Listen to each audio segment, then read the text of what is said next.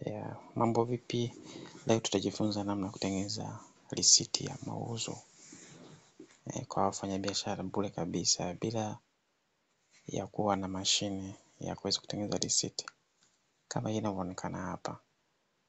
Namna gani kuanza kutengeneza? Fuatana nami. Hatua ya kwanza, utaingia mtandaoni, uenda kwenye browser yako, utaingiza hii anwani ambayo inaitwa free AI den, kisha utaklik kusearch. Kisha umewasha data yako ili kuweza kusearch. Utaisubiri kidogo iweze kufunguka.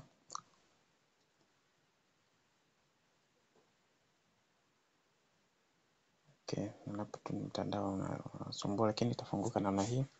Kisha kwenye ile anwani ya kwanza inayojitokeza basi kliki receipt generator. Subiri ifunguke kidogo hapa. Inaonekana namna hii, unaweza kuikuza ukazoom. Kisha hapa utaingiza logo yako hapa. Logo ya biashara yako. Utaklik hapa. Utakwenda kuchagua image yako iko wapi. Okay.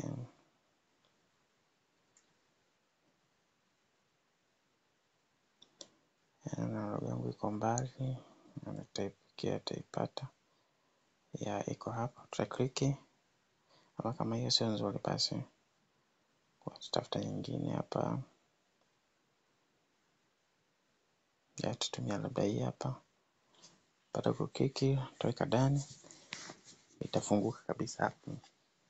Baada ya kufunguka hapo utaingiza jina la biashara yako. Hapa sisi ni Masala Stationery. Utaingiza jina letu hapo vizuri. Address ya anwani. Utaingiza tupo Paso. Lakini pia tupo Mpeta. Mpeta ni wapi? Mpeta ni Masasi, Mtwara. Utaandika hiyo Masasi, Mtwara. Hii ni just anwani. Unaweza kuweka PO box au sanduku la posta whatever. Baada ya hapo utaweza kuweka aina yako, yani pesa zenu zinaenda kwa kodi gani. Sisi tuko Tanzania, kwa hiyo tutaweka T shillings. Kwa maana Tanzania shillings. Sorry. Baada hapo utaingiza T shillings. Baada hapo utaanza kuingia asilimia ya kodi ambayo wafanyabiashara tunalipia. Tunalipia 2%, na just tunaingiza tu namba. Hapo tunaweza kuingiza item ulizoziuza, ulizomuuzia mteja. Kwa mfano hapa nimeuza counter book. Hapa counter books labda kwa tu. Idadi nitaingiza quantity, labda nimeuza kwa book labda 20. Lakini price ya kila moja ni 2500. Nita add item, nitaongeza item nyingine, labda nimeuza hapa rula, nimeuza labda kwenye rula hapa labda nimeuza dazani. Nitaandika labda nimeuza dazani. Dazani ngapi? Labda nimeuza dazani 3. Price ya kila moja nimeuza labda 3500. Nitaongeza item nyingine, labda nimeuza labda collection fluid, collection pen, tukita hivyo, ambao hii hapa nimeuza kwa box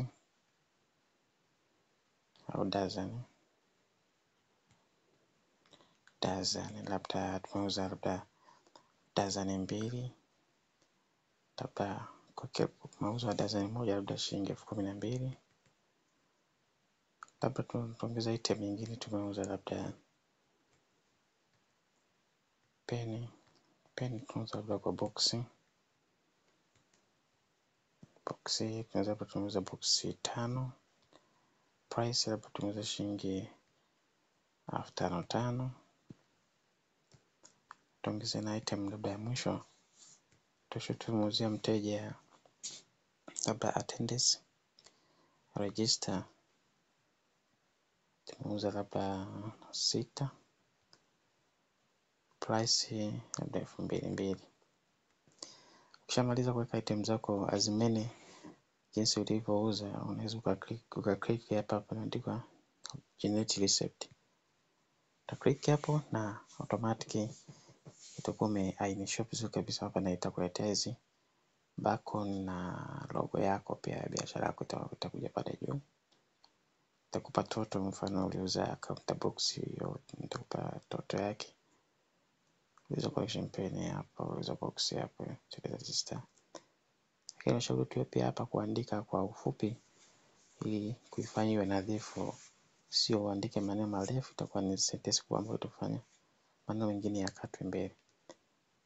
Hapa itakuletea total shillings ambayo unatakiwa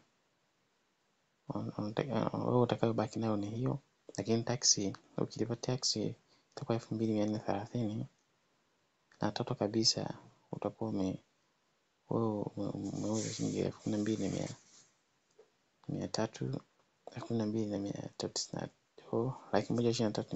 12,330. Kwa hapa mteja utampatia na ataweza kulipia vizuri kabisa. Unaweza ukaiprint hii receipt yako, unaweza uka download PDF au kama picha as PNG. Kwa mfano labda tujaribu kama as PNG.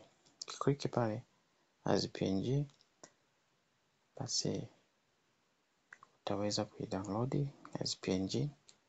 Unaweza ukaiprint kwenye vifaa vyako na kuweza kumpatia mteja. Hapa isha download, tunaweza tukai-open. Tumeona hii hapa receipt yetu vizuri kabisa. Ukiprint unaweza ukampatia mteja. Thank you. Hayo ndo namna ambavyo nimeonyesha na nyinyi. Haina haja ya kununua mashine kwa gharama ili uweze kutengeneza receipt za wateja. Okay, thank you very much.